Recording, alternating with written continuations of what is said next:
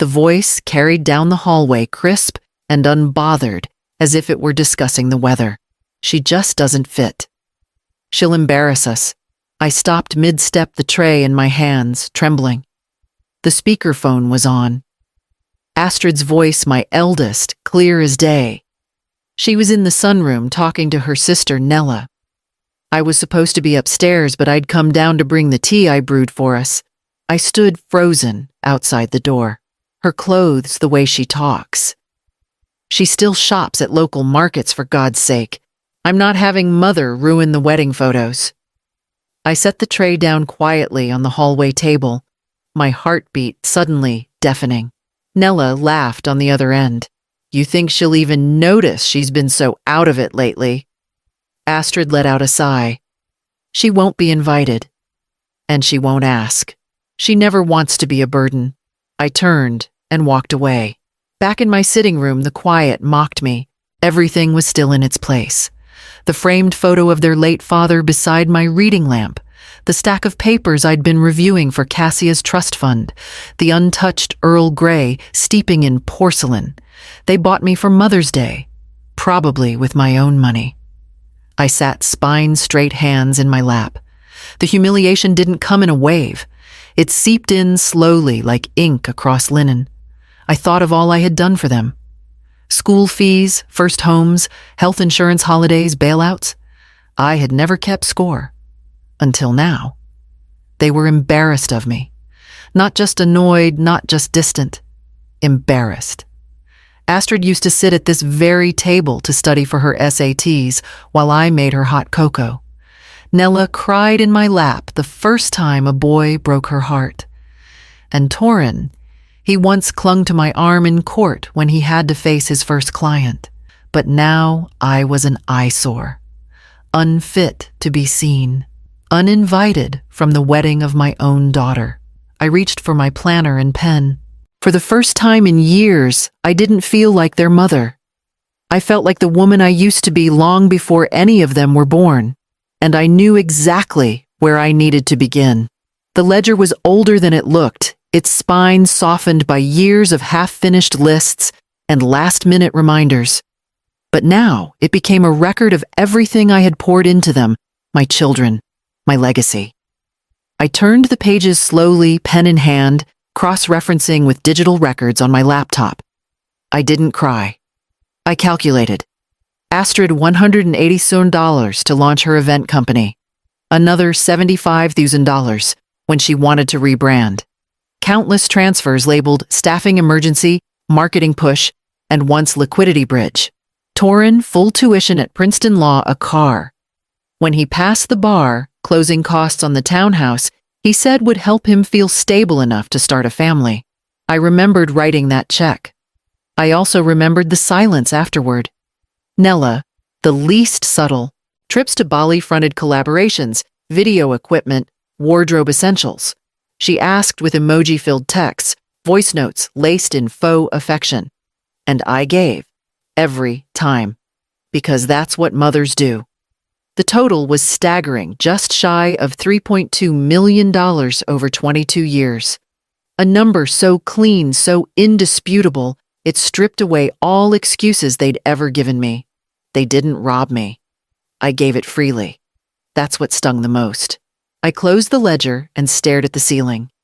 I used to find joy in their wins, Astrid getting featured in a bridal magazine, Torin's nameplate on a law firm, Dor Nella's brand deals. But now I only saw receipts, not just in dollars, but in eroded dignity. It was late when I called Jory Hale. He answered on the second ring. Varela, I need to see you. Tomorrow. There was a pause. Morning or afternoon, first thing. He didn't ask why. Jory had been my financial compass since the year after Everett died. When the weight of the business fell on my shoulders, it was Jory who helped me restructure. We'd made the company leaner, smarter. Back then, I'd fought like hell to save what we built. Now, I'd do the same for myself. I stood from my desk and felt steadier than I had in weeks. The wedding no longer felt like a rejection. It felt like a reveal. My children had simply shown me who they were without disguise, and I was ready to show them who I still was. Astrid arrived at 10:15 sharp, her heels tapping confidently across the slate walkway. She had a white pastry box looped in one arm and an exaggerated smile plastered across her face like it had been set with lacquer. "Thought we could have a little mother-daughter morning," she chirped as she leaned in to kiss my cheek, the scent of designer perfume trailing behind her. Peace offering. I welcomed her in, took the box, and set it gently on the kitchen island. Cardamom rolls. My favorite. She remembered. Or maybe she'd just called ahead to the bakery and asked what I usually ordered. That seemed more likely now. We sat at the breakfast nook. I poured coffee, careful not to tremble, and stirred in the cream slowly. Her fingers danced along the rim of her mug. Nervous energy masked as poise. She took one careful sip before launching in. "So, the venue we want opened up a cancellation, the one in Camden overlooking the bay. It's perfect. Floor-to-ceiling glass, string quartet included. You'd love it." She didn't say you'll be there, just you'd love it. I nodded. "But we have to put the deposit down by Monday. It's $452 total, but we're only short about half." I raised my eyebrows just enough to feign mild surprise. "Adrian's family has covered their share." "Of course," she added quickly, eyes flitting away. "We're just trying to close the gap." Her voice softened. "I know it's a big ask. But this isn't just a wedding, Mom. This is visibility. For both of us. Both of us." I smiled and reached for the pastry knife, sliced a roll clean down the middle. "You've always been ambitious, Astrid," I said. "I admire that." She relaxed, mistaking my civility for warmth. She thought I was leaning in. She didn't realize I'd already stepped out. We spent 20 more minutes in pleasant small talk, how Cassia was doing, which fabric swatches she'd chosen for her dress, how Nella might be a bridesmaid if she could behave. When she left, I walked her to the door and kissed her cheek, just like always.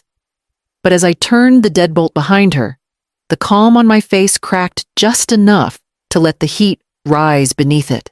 That afternoon, I called Jory with one word: proceed. Jory didn't ask for explanations. He never did. He simply moved with precision, executing instructions I should have given years ago. Within 48 hours, the accounts were scrubbed clean of automatic transfers, no more allowance to Nella's brand fund, no more mysterious legal retainer payments to Torin's office. The credit cards I'd once offered for emergencies only were disabled, their balances settled and closed. I reclaimed property titles I'd foolishly signed over for tax efficiency, and every key asset was quietly rerouted under a new trust bearing one name only Cassia Alawan Cade. I made sure the paper trail was ironclad. Jory double-checked the clauses. If anyone contested it, they'd be met with reinforced walls and airtight signatures. I didn't shout. I didn't post warnings. I didn't even breathe a word to my children. Instead, I sent a group message, short and sweet, written in the tone of an aging mother craving warmth. "I'd like to have dinner with all of you this weekend. Just us. Feels like it's been too long. Saturday night, 7 sharp. I'll cook." Nella replied with a thumbs up. Torin texted, "Sounds great, Mom." Astrid wrote, "Looking forward to it. Want me to bring wine?" I almost laughed at that one. I responded with a heart. That afternoon, I took down the family portraits from the hallway. Not out of rage, more like preparation. I replaced them with quiet landscapes. Things that didn't lie. The dining table was polished. I folded linen napkins just the way they liked. Every detail was intentional. Nostalgic, warm, familiar. I knew what they'd expect: an aging woman overwhelmed by emotion, unsure of her place, desperate for closeness. I let them keep that illusion. Saturday was only 3 days away. It would come fast. And when it did, they would walk into the home they thought they knew and sit across from a woman they thought they understood. But they had never truly met me. not the woman who had built broken and rebuilt her world more times than they'd ever known. And now she was setting the table. They arrived exactly on time, all three of them. Astrid, in a pearl-toned blazer. Nella, with her camera-ready smile. And Torin, holding a bottle of red he likely chose on the drive over. They kissed my cheek, complimented the smell of the rosemary roast, commented on how cozy the house looked. It was all rehearsed politeness, perfunctory, hollow. We sat in the living room. I poured tea into the porcelain cups Astrid once gave me, the same set she now considered too cluttered for her own table. I offered cookies, the kind Torin used to steal from the tin as a boy. Nella took two without looking up from her phone. We made small talk for 10 minutes. Cassia's grades, weather patterns, work stress, before I stood and walked to the console behind me. I returned with 3 folders, placing one in front of each of them. "What's this?" Torin asked. Eyebrows raised. "Something I thought we should all look at together," I said gently. They opened them. Silence followed. Each folder held a personalized timeline. Transfers, deposits, mortgage contributions. In Torin's, a breakdown of tuition, bar exam prep, his first office lease. Astrid's listed business loans and wedding deposits. Nella's had receipts for flights, lighting rigs, brand deal cover costs. Their eyes darted across the pages, some lips tightening, others paling. Then I reached for my phone and tapped play. Astrid's voice filled the room, tinny, cruel, unmistakable. "We can't invite her? She's not refined enough." The pause that followed cracked something open in the air. Torin looked stunned. Nella froze mid-scroll. Astrid sat rigid, her cup trembling against its saucer. I didn't. "That's not," she stammered. "You forgot to hang up," I said, voice calm. "And I listened to 20 minutes of you and Nella dissecting how I'd ruin your wedding photos." No one spoke. The roast in the oven beeped done. I stood, smoothed my skirt, and looked each of them in the eye. "All these years," I said, I gave without question. "Tonight I'm offering something else." I turned toward the dining room, where the place settings gleamed under the chandelier. Astrid's fork clattered against her plate, untouched chicken cooling in front of her. "You recorded me. You actually sat there and recorded me." "No," I said evenly. "You left the line open." I simply listened. Torin slammed his folder shut. "So, that's it. You've been keeping tabs on us like some kind of accountant instead of a mother." "I've been your mother," I said, lifting my tea, "and your accountant, your lender, your safety net. Now just one of those roles is ending. You can't just cut us off," Nella snapped. "We have bills, Mom, a life, rent, partnerships. I just signed with a new agency." "You'll manage," I said softly. Astrid stood. "You don't mean this. You're hurt, but you wouldn't really." "All cards are canceled," I said calmly, setting down my cup. "Property titles are back under my name. The monthly transfers are over, effective immediately." The air left the room. Torin's mouth hung slightly open as if words had abandoned him. Astrid stared at me like I'd just become someone she'd never met. Nella leaned back in her chair, blinking fast. Across from them, Cassia sat with perfect stillness. She hadn't spoken once. Her plate was clean napkin, folded neatly beside it. But her eyes never left me, not in judgment, not in fear. Just quiet, clear understanding. "You excluded me from your lives," I continued. "I'm simply following your example." Astrid tried to speak again, but her voice caught in her throat. The only sound was the soft clink of Cassia's fork being set down. I rose and began collecting plates one by one, the way I used to when they were little and too tired to help after dinner. But this time, I wasn't clearing a table for comfort. I was making space for something new. Something long overdue. Cassia stood as well, silently following me into the kitchen without being asked. She didn't need direction. She already understood the shift. And I knew then that not everything I had given was lost. She was there before I even opened the blinds. Astrid standing at the wrought iron gate, wrapped in an oversized coat, with her arms clutched tight around her. Her eyes were red. She'd either been crying for a while or had just started, but either way, the tears were real this time. I stood behind the curtain and watched her for a moment before stepping outside. The morning air was sharp and the gravel crunched beneath my slippers as I walked down the short path. I didn't bother unlocking the gate. "Mom," she said, her voice already breaking, "please, can we just talk?" I kept my hands folded over my robe. "You seem to have plenty to say when you think I can't hear." She shook her head quickly. "I didn't mean any of that. It was just stress. The wedding, pressure. I didn't think you didn't think I'd find out I interrupted, but you meant every word." Her lip trembled. "You've always been there for us. Always. And that's the problem, Astrid," I said quietly. "You counted on that. Not because you loved me, but because you knew I wouldn't stop." She gripped the bars like a child desperate for recess. "I'm sorry. Please, I'll fix it. We'll fix it. Just don't cut me out." "I'm not cutting you out," I replied. "I'm stepping out." "There's a difference." Her mouth opened to say something else, but I had already turned. I walked back up the path, slowly the way I'd once walked toward her kindergarten class for pickup. Back then, she'd run into my arms. Now she wept behind steel, begging to be let in. When I got inside, I sat at the edge of my bed, unlocked my phone, and scrolled to her name, Astrid Cade. I held my thumb over the contact. Then I pressed delete. Outside, the wind picked up. I could still hear her faint cries, but I didn't look back. Instead, I rose and went to the study. Cassia was already waiting for me.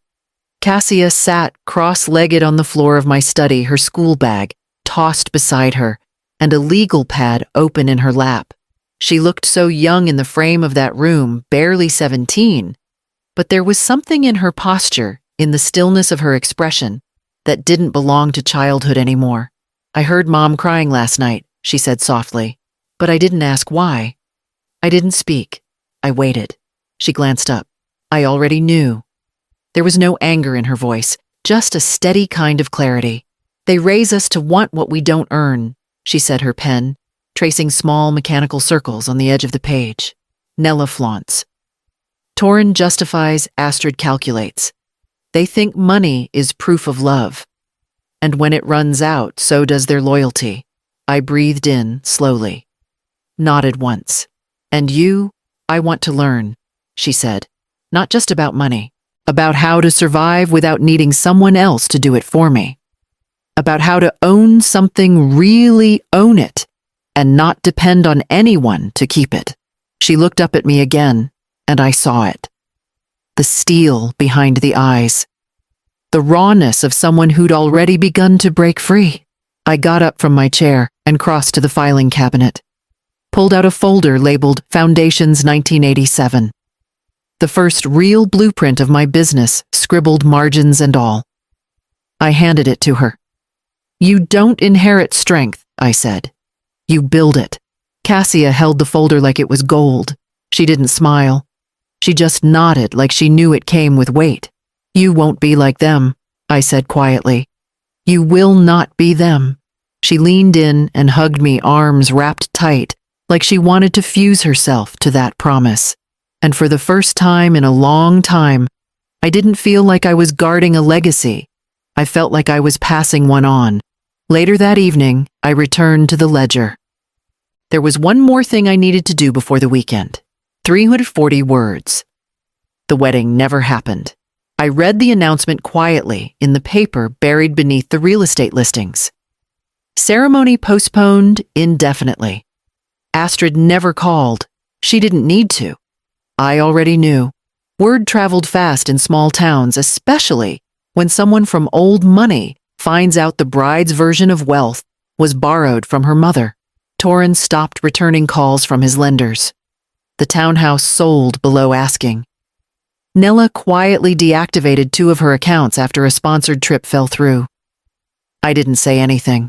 I didn't reach out. I had no scolding left in me and no comfort to give. I sold the house a week after New Year's. Packed it in 2 days, gave most of the furniture away, and left the key on the mantel for the new couple who bought it, a nurse and a mechanic, expecting their first baby. They cried when I handed it to them. That meant more than any thank you I'd ever received from my own children. The cottage is small, but it suits me. The lake glitters in the morning, and the air smells like pine and clean earth. There's a market nearby that sells the same cinnamon sticks I used to steep in tea when Everett was alive. I've started baking again just for me. Cassia visits every Saturday. She brings her notebooks, and I give her case studies, mock budgets, copies of my oldest contracts. We argue over interest rates. We laugh over risk analysis. She's better than I was at her age, sharper, calmer. I read more now fiction, mostly. I write too in longhand with ink that bleeds slightly into the page. The silence doesn't feel like loneliness anymore. It feels earned, like a room that's been closed to noise for too long, finally breathing. There are no calls from my children, no apologies, no thank yous, and still I sleep better. But one Tuesday, as I stood on the porch watering the mint pot I'd just planted, the phone rang. Cassia was in school. Jory was out of town. The name on the screen made me pause. It was Torin. I let it ring once more before answering. "Hi, Torin." There was a beat of silence on the other end. Not hesitation, more like breath held too long. "Hi, Mom." His voice was lower than I remembered. Thinner.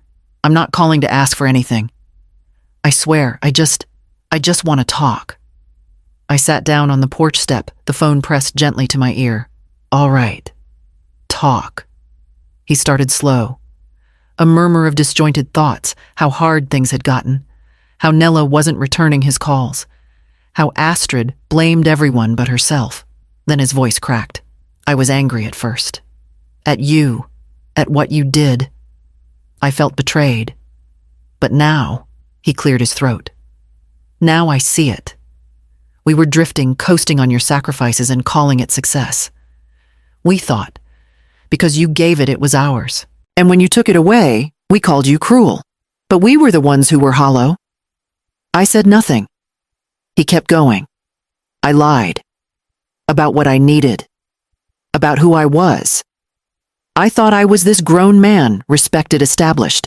But I was just a boy, with an expensive title, and your name behind every check. I looked out at the lake, sunlight resting over the still water. "You broke us, Mom," he said finally. "And thank you. We needed to be broken." My throat tightened, but I didn't let it shake my voice. "I didn't break you, Torin," I said. "I stopped holding you together." "That's different." He didn't argue. For a moment we sat there in that quiet, across states, across hurt. Then he asked softly, "Do you think we can start over?" I let out a slow breath. Maybe I said. But not as dependents. Not as beggars at a table I set. If we start again, it's as people. Adults. Equals. He gave a small laugh. I'd like that. And for the first time in years, I heard my son, not as a voice that needed, but as a man who had learned to stand. That night, I baked a second loaf of rye, just in case.